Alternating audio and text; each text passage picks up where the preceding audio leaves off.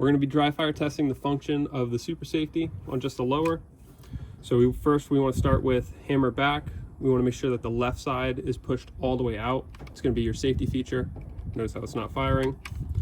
Next, we're going to test the semi-automatic. Push it all the way out so the mouth is paced all the way out to the right. Pull the trigger, hammer drops, push the trigger back. Trigger is still held, hammer is still held. You have to then release the trigger to reset the hammer. Again, pull up.